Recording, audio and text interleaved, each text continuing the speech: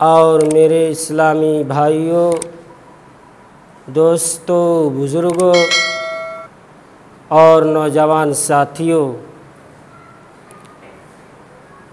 मैंने अभी इस मिंबर रसूल पर खड़ा होकर के सूरह यासीन की चंद आयत करीमा तिलावत की है, पढ़ी है। मैं अल्लाह रब्बुल आलमीन से दुआ गो हूँ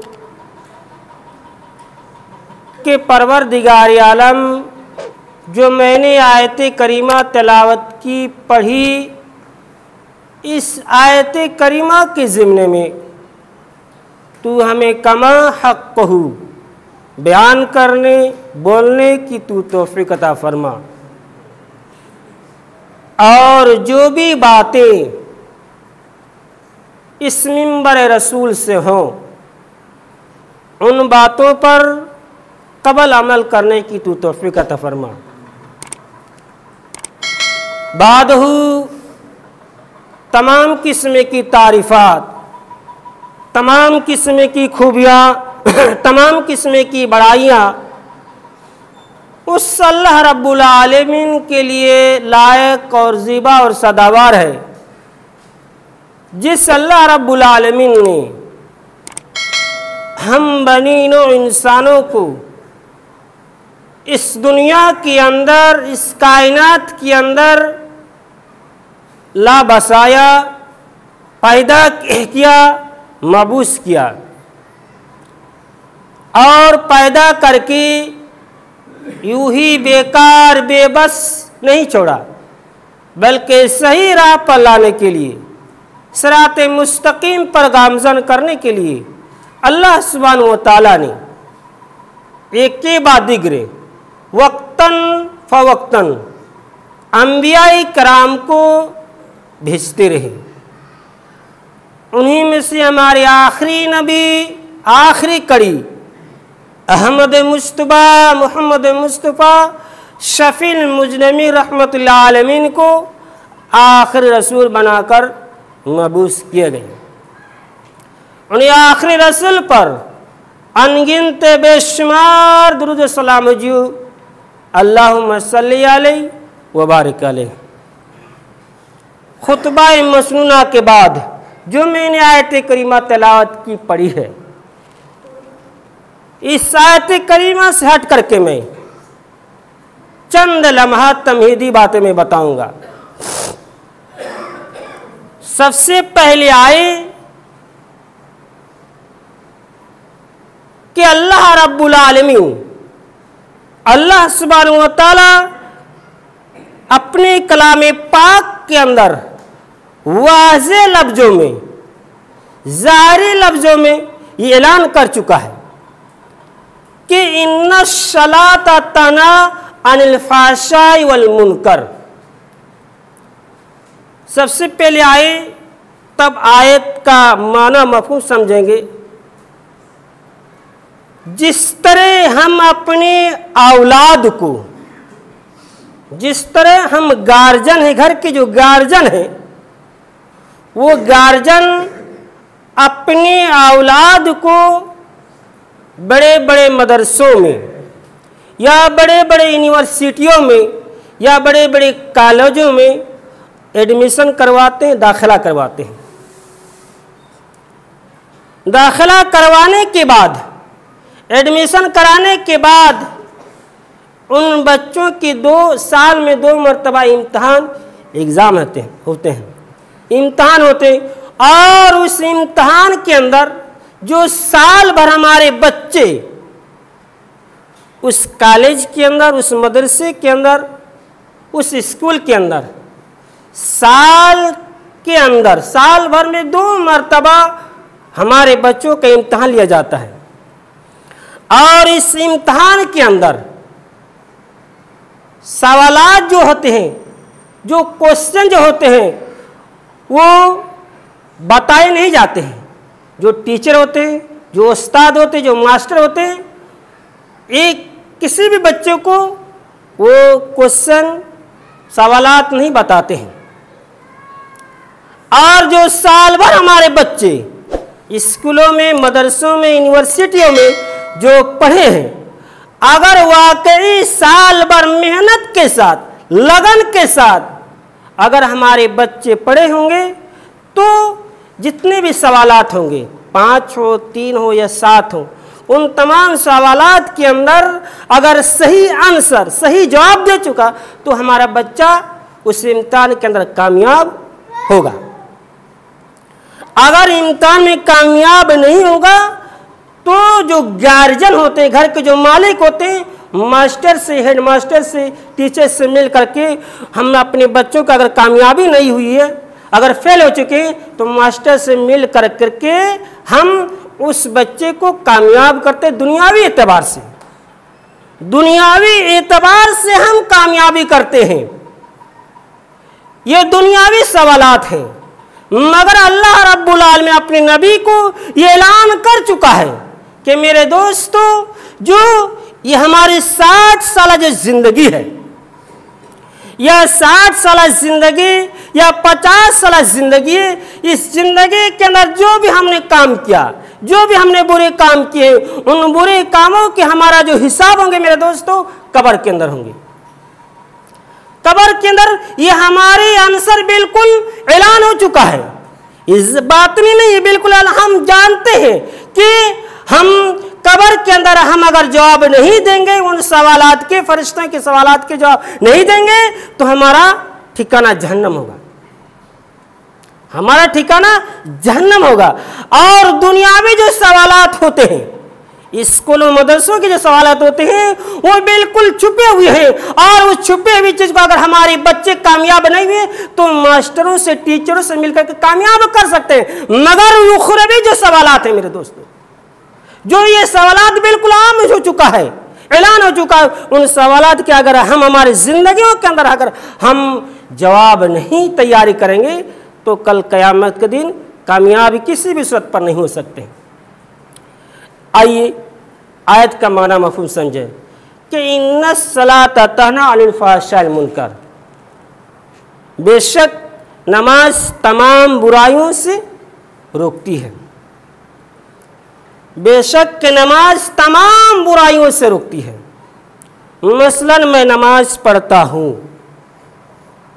और सी भलाई और सी खैर कामें करता हूँ, और अल्लाह रब्बुल आलमीन कुरान के अंदर ऐलान किया कि बेशक नमाज तमाम बुराइयों से रोकती है। मसलन मैं नमाज पढ़ता हूँ और कोई गलत भी काम करता हूँ, कोई हरामकारी, कोई ज़नाकारी, नमाज पढ़ते हैं, इसके बावजूद अगर करते हैं तो इस आयत का मफ़हूम का माना बरक्स हुआ, उल्टा हुआ।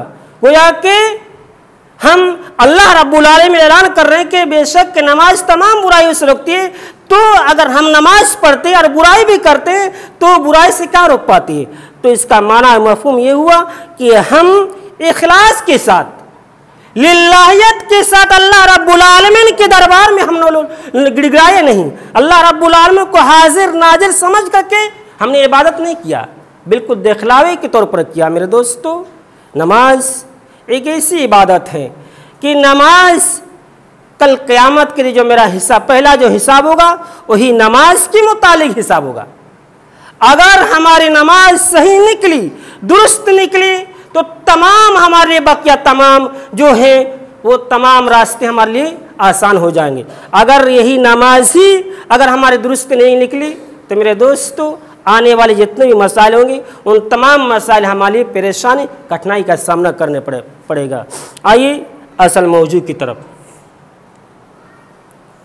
असल मौजू की तरफ आइए कि अल्लाह के नबी इमाम कायनात अलैहिस्सलाम बयान करते हैं कि ला तज़ालु क़दमा अब्दिन यौमल क़यामति हत्ता युसअला अन अर्बईन अन उम्रिही फीमा अफ़ना अन इल्मिही मा अमिला बिही अन मालिही मिन ऐन इक्तसबहु अनफ़क़हु अन जिस्मिही फीमा मलाहु रवा तिर्मिज़ी। आइए अल्लाह के नबी इमाम कायनात अलैहिस्सलाम क्या बयान करते हैं कि कल क़यामत के दिन अल्लाह रब्बुल आलमीन 4 सवालात करेंगे। जब तक कि हम हमसे 4 सवालात का जवाब नहीं लेंगे तब तक कि हमारे कदम टस से मस नहीं हो सकते हैं।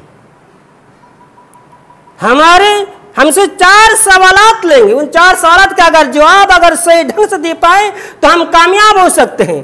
पहला सवाल जो हमसे होगा, पहला सवाल जो अल्लाह रब्बुल आलमीन हमसे सवाल करेगा कि अन उम्रिही फीमा अफना,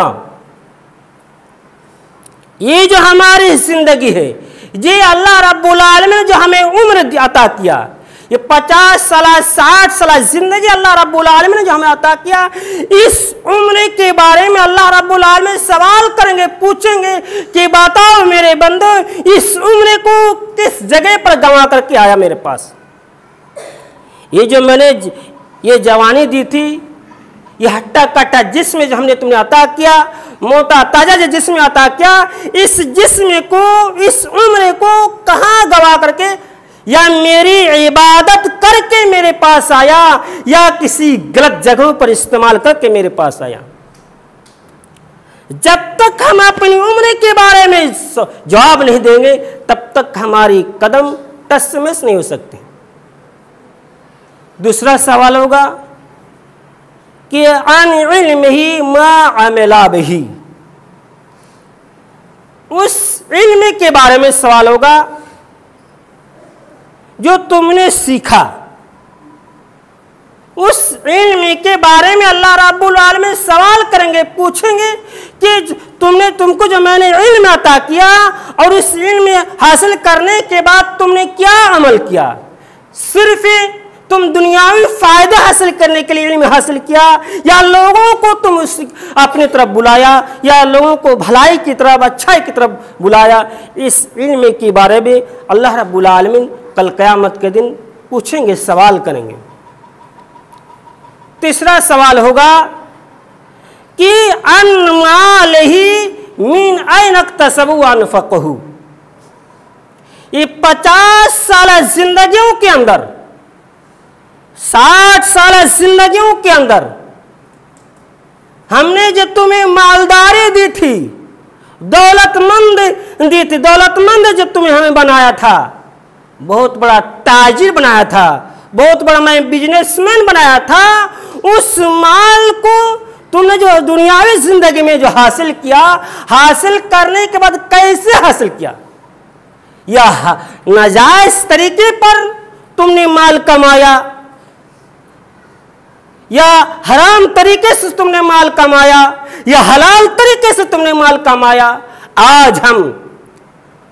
आज दुनियावी एतबार से, ये दुनियावी जिंदगी के अंदर हम माल हासिल करते हैं, मगर ये नहीं सोचते हैं कि ये माल जो हासिल कर रहे हैं ये गलत तरीके से या नाजायज तरीके से, ये हराम है या हलाल है, ये हम कोई नहीं देखता। हमें माल हासिल होना चाहिए और हमें लोग ताजिर कहेंगे, बिजनेसमैन कहेंगे, मुझे कारोबार कहेंगे, मुझे दौलतमंद कहेंगे। इस लालच से, इस ख्याल से, इस ख्वाब से हम माल और दौलत कमाते हैं। मेरे दोस्तों, माल कमाते हैं, दौलत कमाते हैं, उस दौलत को कमाने के बाद और कहाँ खर्च करते हैं? किसी लायानी जगहों पर या किसी बुराई के अड्डे पर या किसी गलत जगहों पर हमने खर्च किया। ये तमाम चीज का बायोडाटा हमें अल्लाह रब्बुल आलमीन के सामने देना पड़ेगा। आइए चौथा सवाल, अन जिस्मिही फीमा अमला, ये जिस्म अल्लाह रब्बुल आलमीन जो हमें अता किया, ये जिस्म के बारे में, ये हट्टा कट्टा मोटा ताजा जिस्म अल्लाह रब्बुल आलमीन अता किया है, इस जिस्म के बारे में अल्लाह रब्बुल आलमीन पूछेंगे, सवाल करेंगे कि जिस जवानी को तुमने कहाँ खर्च किया, कहाँ गंवाया, कहाँ जाया किया, या मेरी इबादत पर या किसी गलत जगहों पर तुमने हम इस जिस्म को तुमने जाया किया या इस्तेमाल किया। इसी के ज़िम्मे में आइए, अल्लाह के नबी हाकिम की रवायत है कि अल्लाह के नबी इमाम कान सल्लल्लाहु अलैहि वसल्लम फरमाते हैं कि 5 नियामतों को 5 नियामतों को 5 आफतों से पहले हमें गनीमत समझना होगा। बहुत कीमती नसीहत है मेरे दोस्तों। 5 नियामतों को 5 आफतों से पहले गनीमत समझना होगा, कीमती समझना होगा, तब जाकर के हम कामयाब हो सकते हैं। पहला, जो अल्लाह रब्बुल आलमीन ने जो हमने जवानी दी, इस जवानी को बुढ़ापे से पहले हमें गनीमत समझना होगा। ये जो जवानी जो दी है, इस जवानी को बुढ़ापे से पहले हमें गनीमत समझना होगा। यानी जवानी के अंदर गलत जगहों में, शराब के अड्डों में, जुए के अड्डे में, जना के अड्डे में हमने ये जवानी गंवा दी, जाहिर कर दी। और जब बुढ़ापे को उम्र आए तब मस्जिद में आए, जब हमारी पैर चलने के काबिल नहीं, जब हम देखने के काबिल नहीं, जब हमारे पैर जब चलते तो हमारे पैर दर्द करने लगते हैं। इस हालत पर अगर हमने ये मस्जिद का रुख किया तो कामयाब नहीं हो सकते। इस हालत पर हमने अगर रुख किया मस्जिद का मेरे दोस्तों, तो हम कामयाब नहीं हो सकते। पहला सवाल। दूसरा कि बीमारी यानी सेहतमंदी से पहले,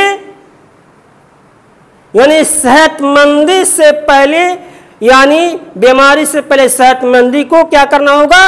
गनीमत समझना होगा।